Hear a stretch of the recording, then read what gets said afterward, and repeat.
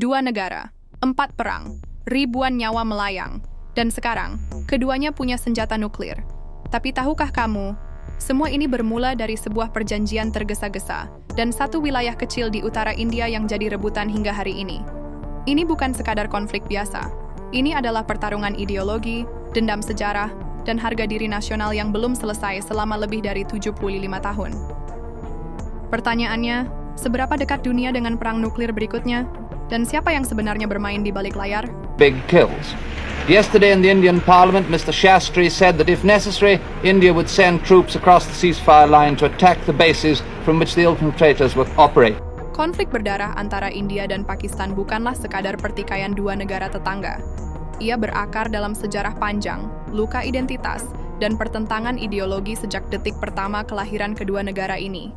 Untuk benar-benar memahami permusuhan yang sudah berlangsung lebih dari 7 dekade ini, kita harus kembali ke tahun 1947, tahun yang mengubah wajah Asia Selatan selamanya. Pada 15 Agustus 1947, India resmi merdeka dari kekuasaan kolonial Inggris. Tapi kemerdekaan itu datang dengan harga yang amat mahal. Pembagian wilayah India menjadi 2 negara berdasarkan agama. Inggris, dalam skema yang dikenal sebagai Partition of British India, membagi wilayah menjadi India yang mayoritas Hindu dan Pakistan yang dibentuk sebagai negara Muslim. Pakistan sendiri saat itu terbagi 2, Pakistan Barat, yang sekarang menjadi Pakistan, dan Pakistan Timur, yang kini dikenal sebagai Bangladesh.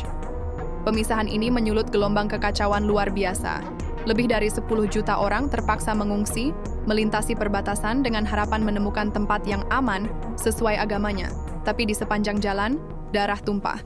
Sekitar 1 juta jiwa diperkirakan tewas dalam bentrokan sektarian antara umat Hindu, Muslim, dan Sikh. Ini adalah perpindahan penduduk terbesar dan paling brutal dalam sejarah modern. Dan dari sinilah bara konflik India-Pakistan mulai menyala. Perselisihan utama antara kedua negara sejak awal adalah wilayah Jammu dan Kashmir, daerah mayoritas Muslim yang secara politik justru bergabung dengan India. Pada saat pembagian, seharusnya wilayah-wilayah dengan mayoritas Muslim bergabung dengan Pakistan. Namun, Maharaja Kashmir saat itu, Hari Singh, memilih untuk tetap bergabung dengan India. Keputusan ini memicu kemarahan Pakistan, yang mengklaim Kashmir sebagai bagian yang sah dari wilayahnya. Akibatnya, hanya 2 bulan setelah kemerdekaan, pada Oktober 1947, Pakistan mengirim pasukan tidak resmi, milisi dan suku-suku bersenjata, ke Kashmir. India membalas dengan mengirimkan tentara setelah Maharaja menandatangani perjanjian aksesi. Inilah yang kemudian dikenal sebagai Perang India-Pakistan pertama dan berlangsung dari Oktober 1947 hingga Januari 1949. PBB pun turun tangan dan berhasil memediasi gencatan senjata. Namun hasilnya tidak menyelesaikan masalah. Kashmir terpecah 2. Sebagian dikuasai India, sebagian lainnya oleh Pakistan. Tapi kedua negara tetap mengklaim keseluruhan wilayah tersebut. Sejak titik inilah konflik berubah menjadi rivalitas panjang. Tidak hanya tentang wilayah, tapi juga identitas, ideologi, dan bahkan eksistensi nasional.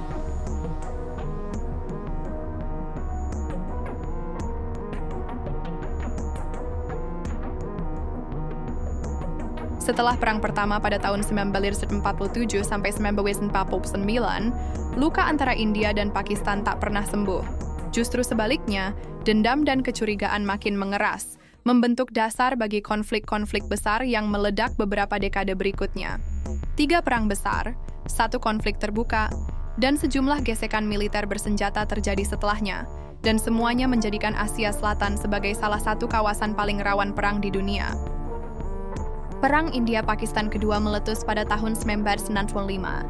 Ketegangan dipicu oleh operasi militer Pakistan bernama Operation Gibraltar, yang bertujuan menyusupkan pasukan ke Jammu dan Kashmir untuk membangkitkan pemberontakan terhadap pemerintahan India. Namun strategi ini gagal.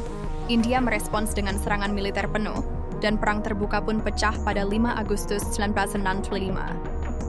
Perang berlangsung selama lebih dari 1 bulan dan menyebabkan ribuan korban jiwa di kedua belah pihak. Tank-tank berat berhadap-hadapan di ladang Punjab, dan pertempuran udara berlangsung sengit. Namun sekali lagi tidak ada pemenang mutlak. Perang berakhir dengan perjanjian Tashkent pada 10 Januari 1966 yang dimediasi oleh Uni Soviet. Tapi, seperti sebelumnya, perjanjian itu hanya meredakan permukaan, sementara bara tetap menyala di dalam. Lalu datang tahun 1971, dan ini menjadi titik balik besar dalam sejarah kawasan. Saat itu, Pakistan mengalami krisis politik dan pemberontakan bersenjata di wilayah Pakistan Timur. Kelompok Bengali menuntut otonomi, dan Pakistan menanggapinya dengan operasi militer brutal yang menewaskan ratusan ribu warga sipil. Jutaan pengungsi Bengali melarikan diri ke India, menciptakan tekanan kemanusiaan yang luar biasa. India tidak tinggal diam. Pada 3 Desember 1971, pasukan India melancarkan serangan balasan terhadap Pakistan. Perang meletus di 2 front, Timur dan Barat. Tapi yang paling menentukan adalah front Timur. Dalam waktu singkat, India berhasil mengalahkan pasukan Pakistan dan membantu mendirikan negara baru, Bangladesh. Perang berakhir pada 16 Desember 1971 dengan kekalahan total Pakistan. Sekitar 90.000 tentara Pakistan ditawan, menjadikannya salah satu penyerahan terbesar dalam sejarah modern. Namun, konflik ini tidak hanya milik India dan Pakistan. Negara-negara besar ikut bermain di balik layar. Uni Soviet secara terbuka mendukung India, terutama selama Perang tahun 1971, bahkan menandatangani perjanjian persahabatan sebelum perang dimulai. Sementara itu, Amerika Serikat condong mendukung Pakistan demi menyeimbangkan pengaruh Soviet di kawasan. Bahkan kapal induk AWS USS Enterprise dikerahkan ke Teluk Benggala sebagai sinyal tekanan kepada India. Dan jangan lupakan peran Cina, yang sejak awal menjadi sekutu dekat Pakistan. Cina bahkan terlibat dalam pembangunan infrastruktur militer dan nuklir Pakistan, sebuah langkah strategis yang memperumit konflik kawasan hingga hari ini. Konflik India-Pakistan tak lagi sekadar urusan dua negara. Ia telah menjadi panggung perang proksi antara kekuatan besar dunia, dengan wilayah Kashmir sebagai simbol luka yang belum sembuh, dan ambisi nasionalisme sebagai bahan bakarnya.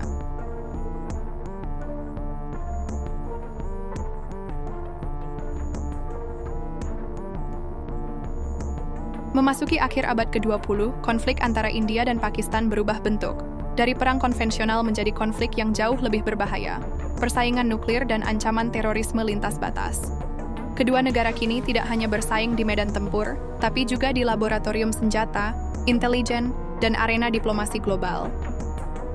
Langkah pertama menuju eskalasi nuklir dimulai oleh India. Pada tahun 1974, India melakukan uji coba nuklir pertamanya yang diberi nama Smiling Buddha. Pakistan tentu tidak tinggal diam. Walau belum mengumumkan secara terbuka, pada dekade 1980-an, Pakistan dengan bantuan teknologi dari Cina dan ilmuwan kontroversial seperti Abdul Qadir Khan mulai mengembangkan program nuklirnya secara intensif. Puncaknya terjadi pada Mei 1998, ketika India kembali melakukan serangkaian uji coba nuklir di Gurun Rajasthan. Pakistan merespons dengan meluncurkan 5 uji coba nuklirnya hanya 2 minggu kemudian di kawasan Chagai. Dunia pun gemetar. Untuk pertama kalinya, dua negara yang memiliki sejarah perang langsung kini sama-sama memiliki senjata pemusnah massal. Mulai saat itu, setiap konflik kecil antara India dan Pakistan tak lagi dipandang remeh. Dunia tahu, satu kesalahan perhitungan saja bisa memicu bencana nuklir di Asia Selatan. Tapi sayangnya, ketegangan tak kunjung mereda. Salah satu titik gelap terbesar dalam sejarah modern konflik ini terjadi pada 26 November 2008, ketika kelompok militan Lashkar-e-Taiba menyerang kota Mumbai, India.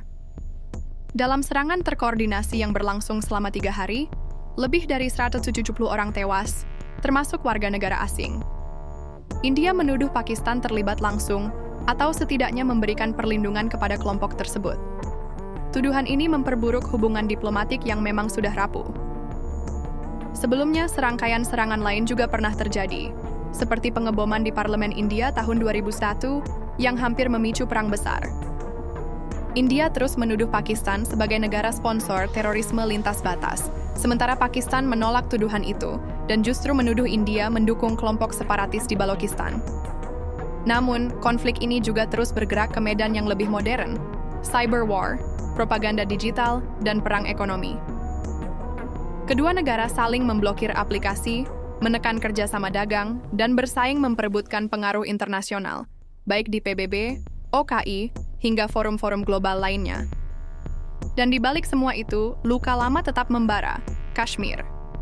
Hingga hari ini, wilayah Kashmir masih terbagi dua. Sebagian dikuasai India, disebut Jammu and Kashmir dan Ladakh. Sebagian lagi oleh Pakistan, disebut Azad Kashmir dan Gilgit-Baltistan. Pada 5 Agustus 2019, India secara sepihak mencabut status otonomi khusus Jammu and Kashmir, memicu gelombang kemarahan di Pakistan dan umat Muslim dunia. Ketegangan kembali naik, perbatasan dipenuhi pasukan, dan dunia mengamati dengan waspada.